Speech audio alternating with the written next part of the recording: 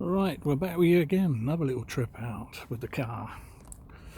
This car takes me everywhere. I literally can go everywhere. Right, we're at Boxgrove Priory, which is between Worthing and Chichester. It was founded in the 12th century.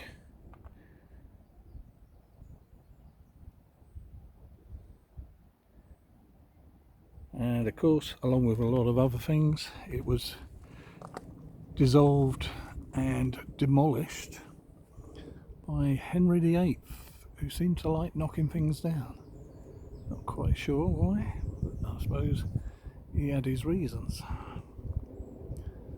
And here's the church. I think we're allowed to go through, so we will go for a little wander.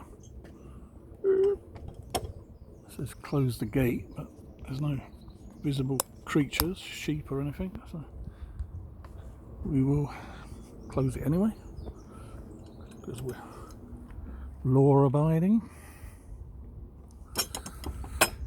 Right, once again, rather than sitting at the computer, it's nice to venture out and just see some of these places. I think the last time I came here I was riding a motorbike and I was about 25, 26, which puts it about getting on for 40 years ago. But it's on the doorstep. I'm the only one here. When I visited the Air Museum at Tangmere, I was the first customer of the day. Everybody else was starting to arrive as I was leaving, but it was lovely and quiet, and this is lovely and quiet.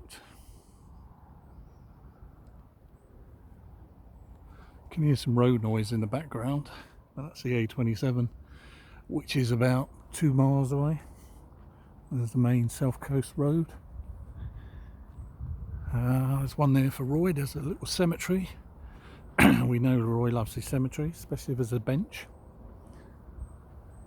That is, I presume, the house of the people who maintain this historic site. Once again, the thing you always notice with the older buildings is how small the doors are. People were so much shorter. You know, I'm going to have to I'm going to bang my head. So I have to bow down because everyone was short. There wasn't any tall buggers in them days. My son's at over 6 foot. Looks like, well, I think this doorway is big because a lot of it's fallen out. It's not big by purpose. And they really do need to double glaze this window.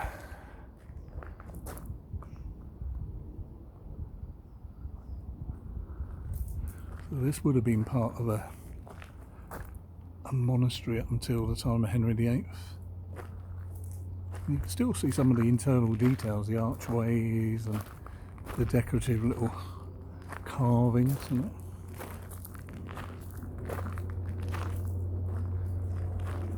You can see the holes where the joists would have gone that would have supported the upper floors.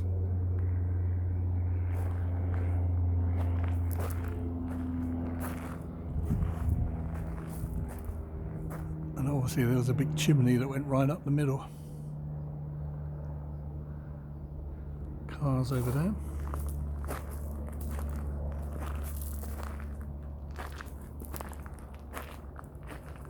Strange thing that always gets me is, like, you go to Chichester Cathedral, which is a massive cathedral, dates from, I don't know quite exactly, 1200 or something like that. And it is massive. You know, it's 4 times the size of this church we're looking at now. And you think to yourself, they managed to build that cathedral, find the money and the resources to build it, whilst most people were still living in wooden huts. You know, most people weren't living in brick buildings, they were still living in wooden shacks and that.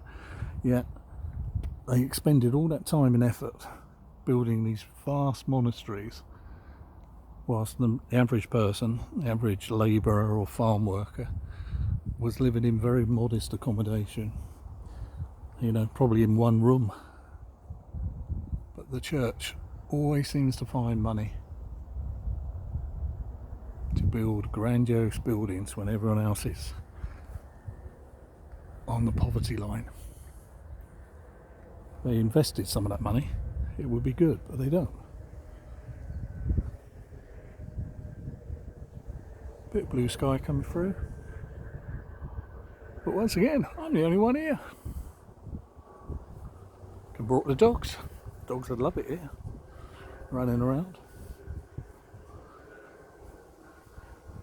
It's a bit tucked away. I had a bit of a job finding it. I knew where it was approximately, but finding the lane that led up to it was no mean task.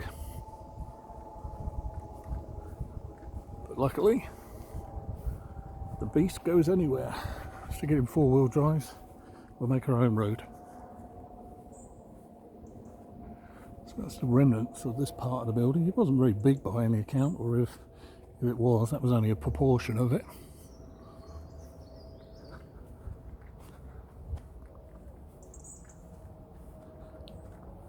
Right, let's go and have a look at the graveyard. It's always interesting, I always find, to read the inscriptions on the graveyard, because A, it's amazing how young people were when they died. Also, sometimes there's a little bit of history about what they got up to or what they were famous for, you know. But most of these ones look very old, so it's probably not readable. We'll have a go.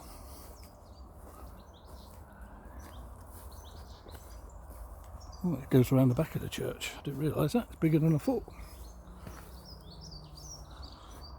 Doesn't appear to be a bench. Oh, I found a bench. Yeah, somebody needs to spend a bit of time. Somebody is bringing tributes or whatever. There's Roy's bench. Nice and shady there, Roy, under the trees. So look, this one over here looks as though it might be. Oh no, this lady died. She died in 1924, aged 72 years old. So in that 1924. Oh no, he died. James Laker died 1924, aged 72 years old.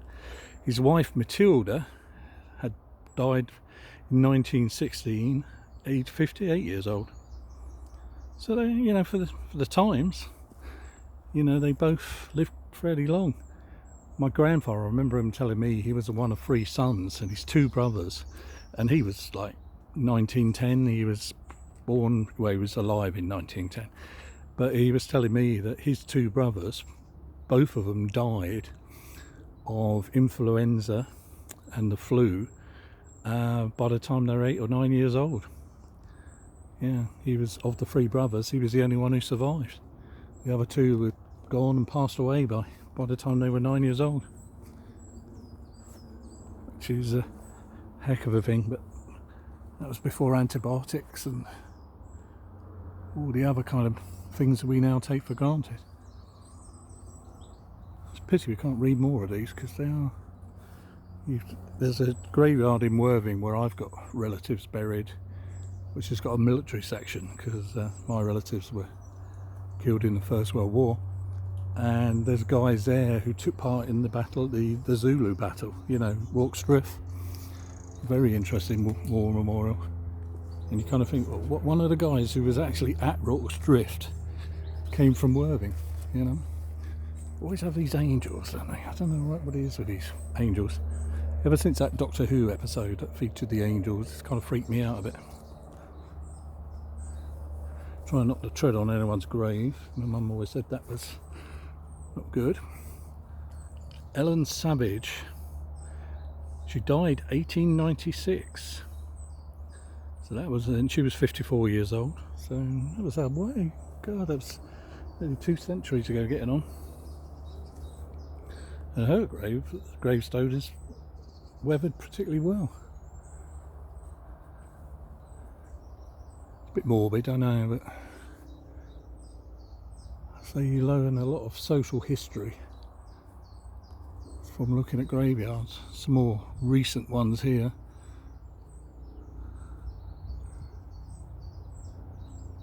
Obviously it's still, local people are still buried here. So it's a nice peaceful area. I think Mrs. H has already advised me that when I do eventually pass away, she's putting me in a bin bag and leaving me out for the dustman. So there won't be anywhere for anyone to come and visit. Unless you go to the tip. Yep. These got very unusual carvings on the top, almost like medieval. There's two of them, very similar. But no inscriptions to suggest who the individual was and why they warranted such a elaborate headstone or gravestone. One of these days I'm going to bring some soapy water and clean up some of these ones, because I'm sure there's some really interesting stories. Charles Pennicott, he fell asleep January 17th 1885, and he was 85 years old. Now that is a hell of an age for the 18th century. Me and Roy are just trying to survive 1 year at a time, you know. Let alone 85, that would be being optimistic, I think. Nearly fell down this. There's a bloody great big trench around this church. I'm whittling away and pointing the camera and didn't seem to realise that there was a trench. Not sure when this church dates from, probably about 1400 or something like that. There may be a sign somewhere. There's another bench over there, Roy. Got more graves. Yeah, your typical kind of English countryside churchyard.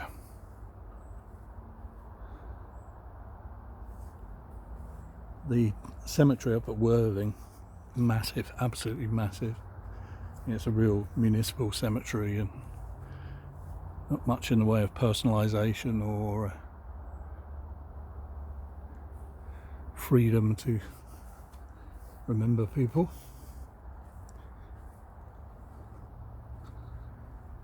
There's the entrance. Lovely big tree. Love trees. One thing I did say to Mrs. H is when I eventually do pop my clogs, plant a tree. If you do nothing else, plant a tree. I don't care if you put a label on it or anything, just plant a tree.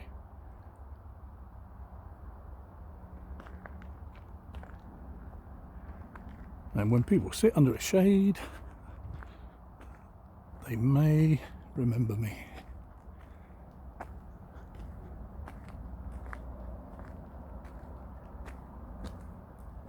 Probably won't, but it doesn't matter. They'll be in the shade, that's the main thing.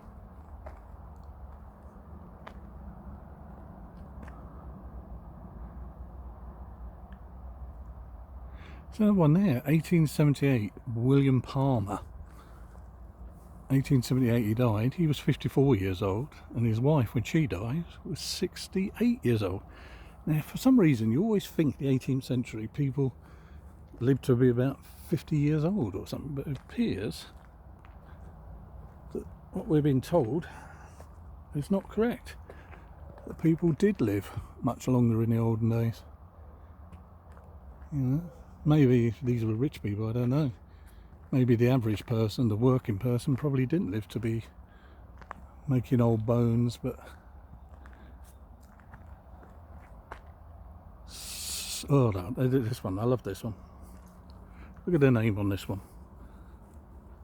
Cecil Artemus Evan Jones, otherwise known as Paddy. You know, so I think he was Welsh, but when was the last time you heard anyone called Artemus?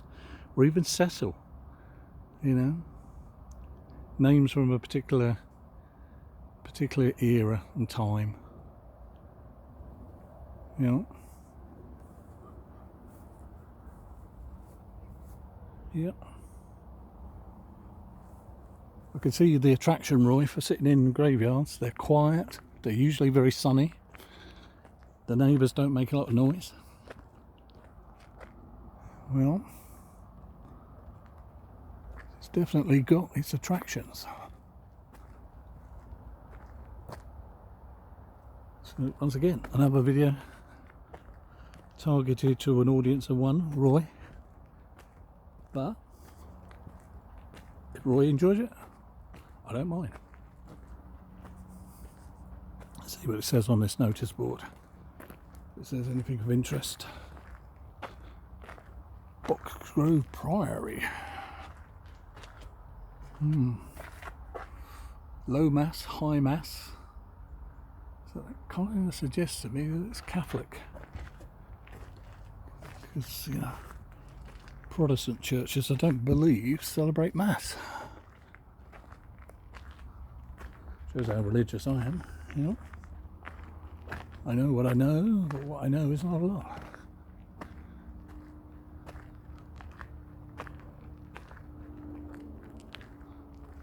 Yeah, I should have brought the dog. Dogs would have loved it here.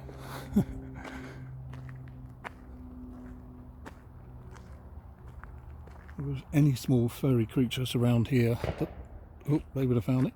Now, you know you're out in the countryside when the shotgun goes off and you don't immediately run for cover. You know, it's not a terrorist, it's not a criminal, it's just a farmer using a shotgun for what shotguns are meant to be used for, shooting pests. And we come back through this archway, and there's the beast. Ah, right. There's a lovely little sign here. This place has been God's garden since the 12th century. Please do not spoil its peace and beauty. Good sentiments, I like those.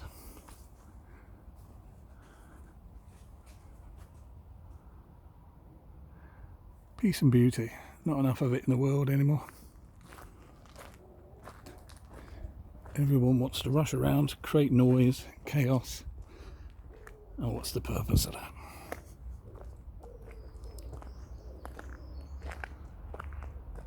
Right, that was the Priory visit.